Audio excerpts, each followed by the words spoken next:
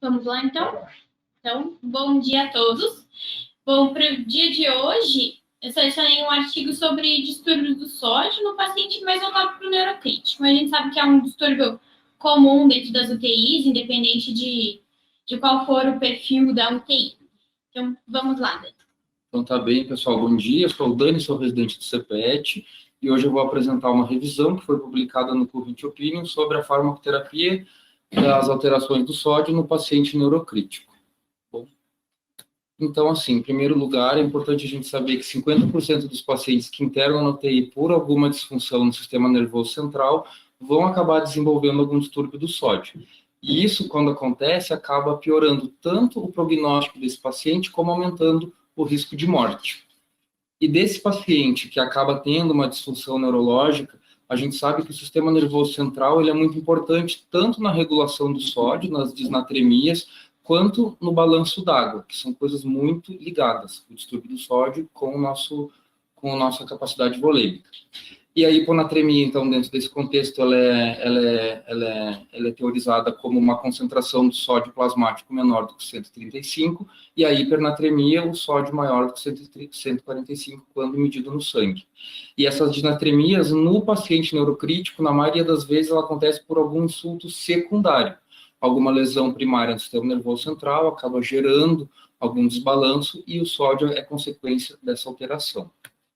Então, uma hiponatremia nesse contexto, dentro do paciente neurocrítico, tem duas causas principais que a gente tem que atentar na UTI, que é a síndrome cerebral perdedora de sal e a síndrome da secreção inapropriada do hormônio antidiurético. E o que essas duas síndromes têm em comum? Como o paciente está perdendo sódio e água, a osmolaridade urinária ela vai estar aumentada, assim como a concentração do sódio urinário. A osmolaridade urinária vai estar maior do que 100 e a concentração do sódio na urina vai estar maior ou igual a 30. E o que difere entre essas duas síndromes é a capacidade do volume extracelular, que na síndrome cerebral perdedora de sal nós vamos ter uma hiponatremia hipovolêmica, em que a quantidade de nosso volume extracelular vai estar reduzido, e na síndrome inapropriada do hormônio antidiurético a gente vai ter uma hiponatremia euvolêmica, né? E o que acontece? Tanto essas duas síndromes, elas se manifestam com edema cerebral e pode piorar um quadro de hipertensão intracraniana. Então, nos pacientes neurocríticos, a hiponatremia ela costuma se desenvolver de forma aguda que é até 48 horas do internamento do paciente na UTI. E quando a gente identifica isso, a gente quer fazer a correção desse sódio. Só que a gente sempre tem que lembrar que a correção ela é diretamente ligada à velocidade dessa correção que a gente vai fazer. Quando a gente faz isso de uma forma muito rápida, existe aquele risco da síndrome da desmielinização osmótica. Mas o que acontece? Quando é dentro de 48 horas, o risco dessa desmielinização ela é menor quando a gente vai corrigir uma hiponatremia crônica. E esse limite de correção, então, nesse paciente em que o início é agudo, a gente pode fazer até de 10 milimols litros por dia. Já naqueles pacientes em que tem um risco aumentado de fazer a síndrome, esse valor ele é um pouco mais baixo, a gente faz de 6 a 8 milimols litro por dia. E quais são esses pacientes que têm um risco de fazer a síndrome?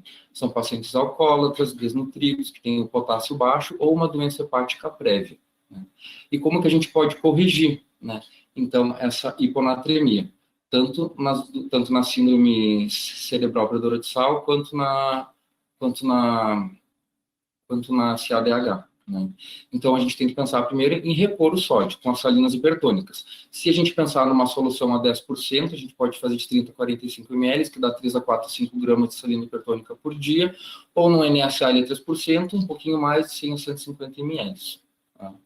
Mas agora, pensando em cada síndrome de forma separada, como é que a gente vai fazer esse manejo farmacológico, além da reposição do sódio, né? Primeiro, pensar que a hiponatremia, devido à síndrome cerebral perdedora de sal, ela é hipovolêmica, né? Então, a gente está perdendo muito sódio, e uma das formas, das medidas refratárias, é a gente repor corticoide. E o artigo nos traz que os mineralocorticoides, eles podem ser usados com esse intuito da gente evitar maiores perdas de sódio.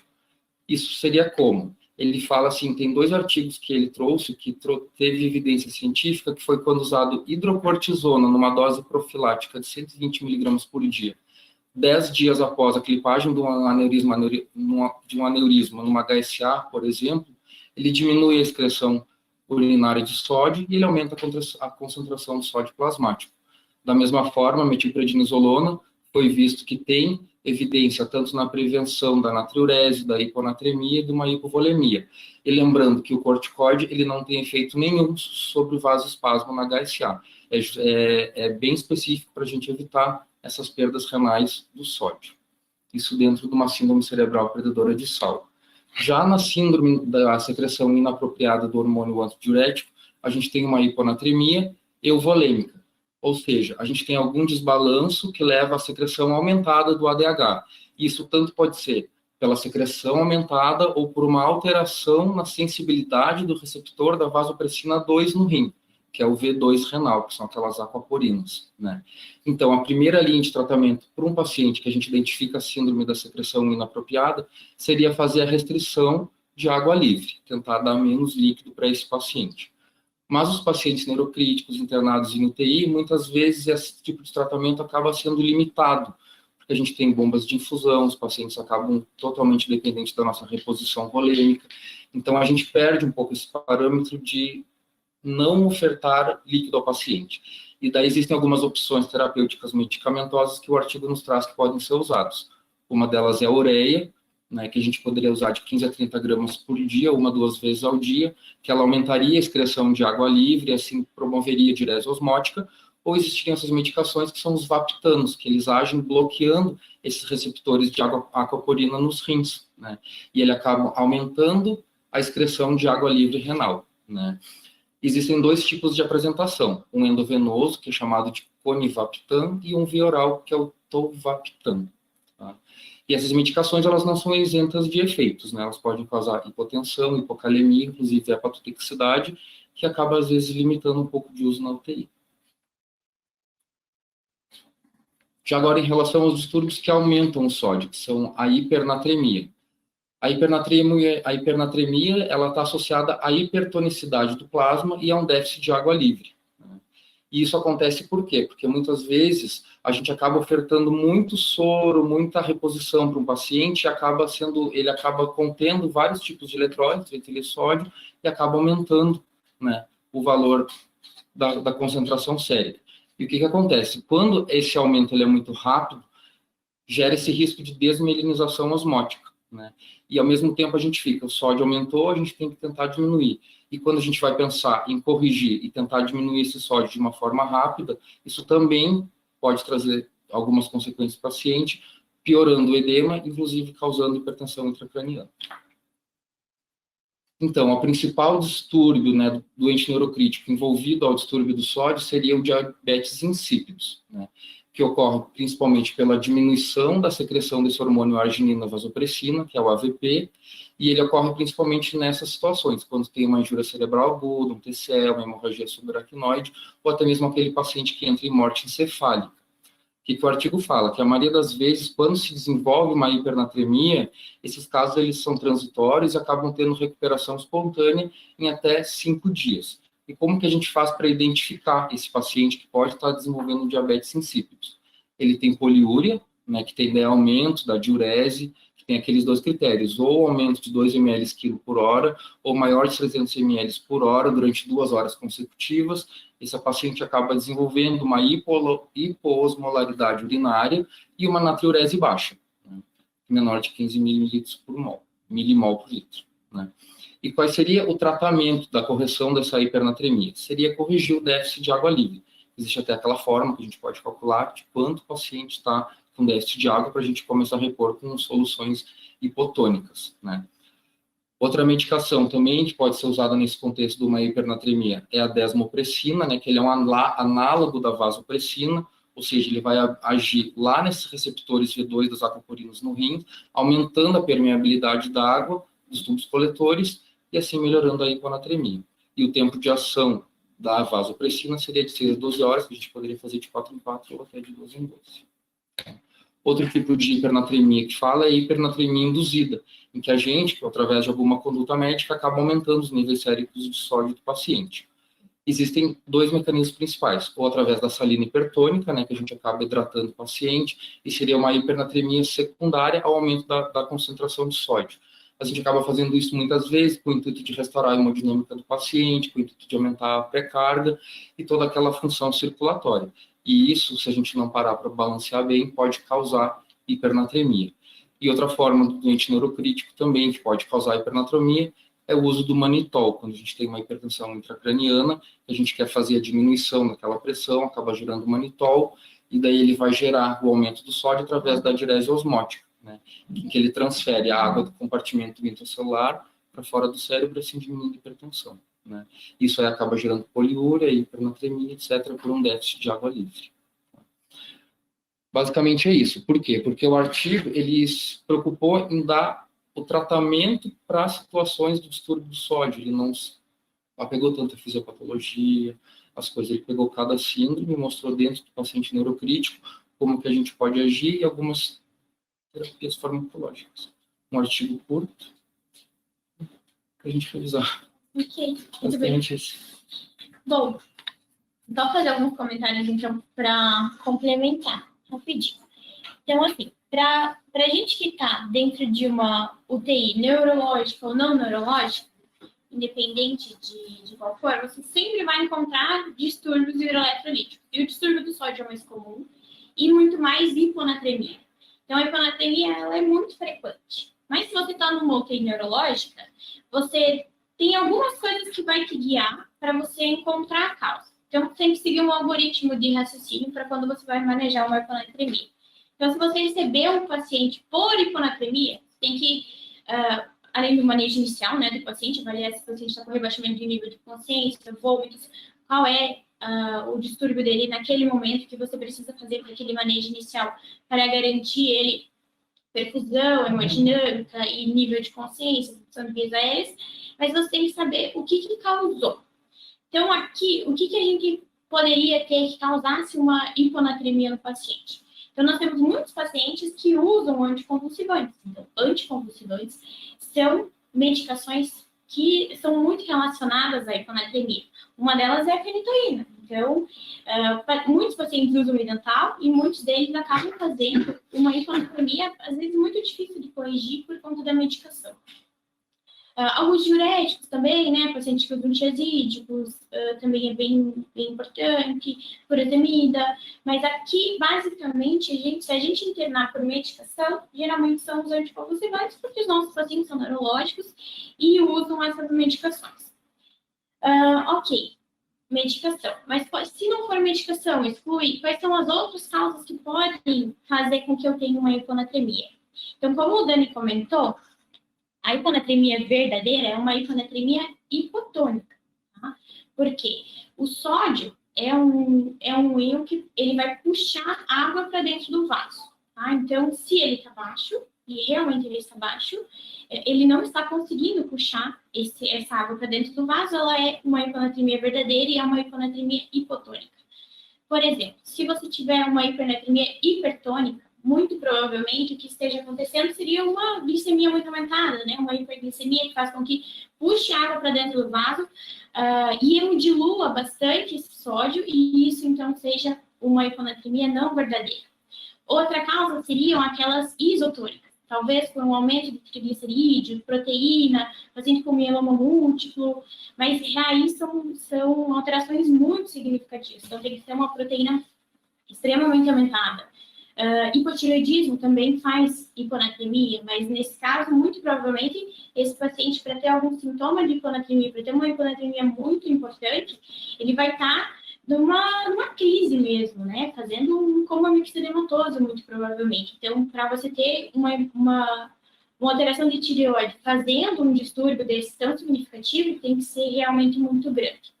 Ok, você vai pesquisar, saber se ela é hipotônica, então uma hiponatremia verdadeira, ou se às vezes é por outra coisa, se é glicemia, dos triglicerídeos, e tentar encontrar outra causa que poderia estar fazendo essa hiponatremia. Ficamos então com uma hiponatremia hipotônica, que é a hiponatremia verdadeira. Aí a gente vai ter que então diferenciá-la nas principais causas. Em questão de síndromes neurológicas, a CIAD e a síndrome cerebral perdedora de Salk são as mais importantes. Então, se eu sei que esse paciente tem uma hiponatremia verdadeira, o que eu preciso fazer? São as duas coisas que o Dani colocou ali. Então, eu tenho que saber a osmolaridade urinária e eu tenho que saber a concentração de sódio urinário. E existe uma outra coisa que pode ser dosado, que a gente não tem tanto costume, que é dosar ácido úrico. Então, você fazer uma dosagem de ácido úrico sérica lá da admissão do paciente também pode te ajudar no raciocínio clínico.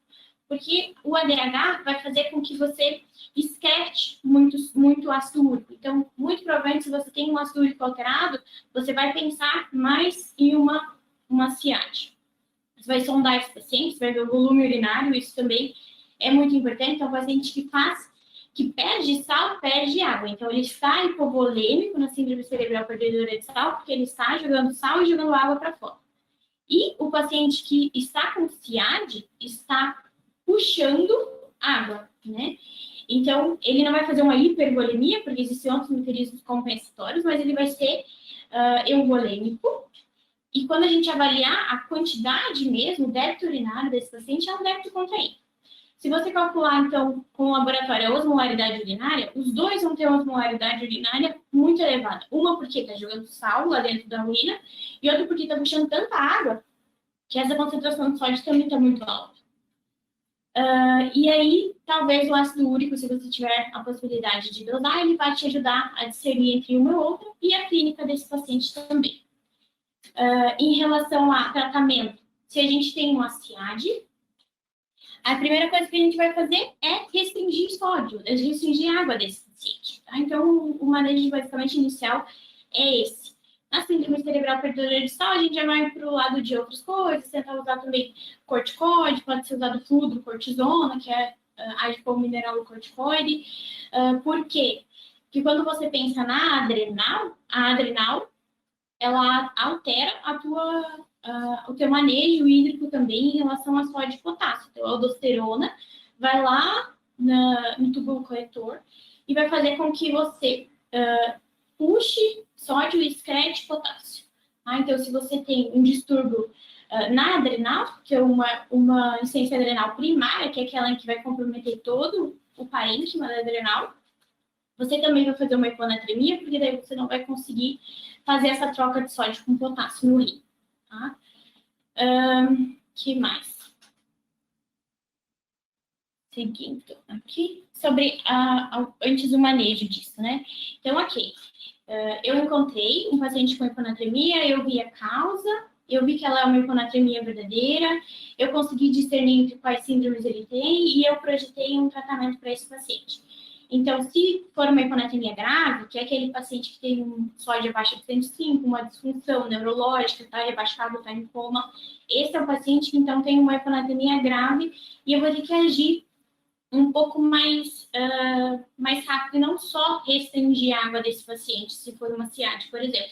Então, talvez eu tenha que repor esse sódio desse paciente. E a reposição, você comentou, então a gente vai fazer em torno de tentar não passar de 10 milimol por dia de variação. A gente vai calcular, a gente usa a fórmula de Ambroguet para saber mais ou menos o quanto que a gente vai variar de sódio dentro de 24 horas. Mas essa fórmula não é 100%, né? Então, se você fizer o cálculo, não é porque a conta deu aquela que no dia todo vai dar aquele valor. Então, quando você vai fazer um tratamento de hiponatremia com reposição de salina hipertônica, você tem que fazer um acompanhamento mais rigoroso. Então, você vai precisar dosar o sódio desse paciente várias vezes durante o dia para poder fazer esse controle certo, tá? Então, a gente espera que nas primeiras 3 horas você altere esse sódio em 4 a 6 milimol por litro. Isso. Então, se você alterar isso em 4 a 6 nas primeiras 6 horas, muito provavelmente esse paciente já começa a apresentar melhora clínica. Tá? Até as 24 horas, geralmente em torno de 10, no máximo 12, mas a gente deixa 10, com um objetivo de 8. Então, 10 seria o nosso limite, um objetivo de 8 em 24 horas, e em 48 horas, um objetivo de até 18. Tá? E a gente vai manejando isso conforme forem os próximos exames do paciente, no mesmo tempo que a gente já identificou a causa, já começou a tratar essa causa. Quando a gente corrige uma hiponatremia, a nossa principal preocupação é que esse paciente não evolua com uma mielinólise contínua. Então, a gente teve um caso aqui no hospital, que isso aconteceu. Então, um paciente, ele respondeu de uma forma muito discrepante, então a gente não conseguiu encontrar uma causa para a hiponatremia inicial dele, e ele fazia correções de sódio independente do tratamento ou não, e ele acabou evoluindo com uma mielinólise contínua. Lembrando que a mielinólise, ela não é, a gente chama de mielinólise contínua, mas ela não acomete apenas a ponte, então ela acomete também os núcleos da base, tá? E esse paciente vai fazer um quadro de Locked-in. Então, ele perde as vias aonde isso... as vias em que fazem com que ele tenha nível de consciência. Então, ele tem conteúdo de consciência, mas ele perde o nível de consciência. E esse paciente fica em locked-in, fica preso dentro do corpo e é irreversível. A gente não tem o que fazer, tá? Então, o tratamento da hiponatremia, ela é mais rigorosa. A gente tem que ser um pouco mais crítico na hora desse manejo, diferente da hipernatremia, que a gente faz o mesmo cálculo usando a mesma fórmula de Androguet para poder fazer o cálculo, né? E aí, com isso, a gente consegue corrigir, mas o risco, o edema cerebral existe, né, na hora da correção, mas ele não tem tanto risco quanto a desmielinização. Tá? Bom, em relação às hipernatremias, o que a gente acaba vendo bastante aqui no hospital é diabetes insípidos após uma cirurgia. Então, os pacientes aqui, a gente opera bastante cirurgia de hipotálamo. A gente faz bastante cirurgia, então, de hipotálamo e de hipófise, né? Então, são os adenomas de hipófise, e esse paciente, muito provavelmente, tem um risco aumentado de fazer diabetes insípidos. Então, a gente vai manter um controle rigoroso de diurese nesse paciente e vai fazer o tratamento aqui, o controle com desmopressina. Então, a desmopressina pode ser usada tanto EV como nasal, tá? Se o paciente, às vezes, tiver um acesso nasal bilateral, você não consiga fazer, pode ser feito os puffs sublinguais também. Esse diabetes insípido pós-cirurgia de hipófise, geralmente dura no máximo 5 dias. Então, ele reverte sozinho. Não é algo que o paciente vai precisar usar para o resto da vida medicação ou fazer controle. Não. Geralmente, ela começa no primeiro dia aqui na UTI, pode até continuar um pouco no quarto, mas com 5 dias, geralmente já reverteu totalmente. Acho que era isso que eu tinha para comentar, doutor. Não tem nada de diferente. A revisão que o Dani apresentou foi uma revisão rápida, mas ela está bem clara, né? Uma organização das alternativas terapêuticas na hiponatremia, que se resumiu excelente. E eu só queria lembrar os cuidados meus de doentes com hiponatremia e muitos doentes no hospital do clínico, década de 80, 90, estão mielinólise contínua, e esses doentes ficam em alterações cognitivas grandes, irreversíveis, afamados, e muitas vezes até no extremo, chegando a ser um nível alto. Então, sei lá, eu aprendi ao longo do tempo que mais do que o dado laboratorial da hiponatremia, é preciso olhar para o cliente. Se ele não estiver fazendo isso, se ele não tiver uma síndrome de hipertensão, está caminhando. Tá? Isso pode causar edema, hiponatremia, outras doenças neurológicas graves, elas podem estar sendo pioradas por causa da hiponatremia. É melhor a gente depois que passa aquela fase aguda, eventualmente tem muito BNP, ou muita secreção inapropriada da BH, muitos outros remédios cognitivos que fazem secreção inapropriada, hipersensibilidade renal ou afecção. Se a gente conseguir manter o doente, ele não tiver muito grave, essa hiponatremia vai se corrigir. É melhor não ir com muita pressa. Os doentes que fazem mielinólise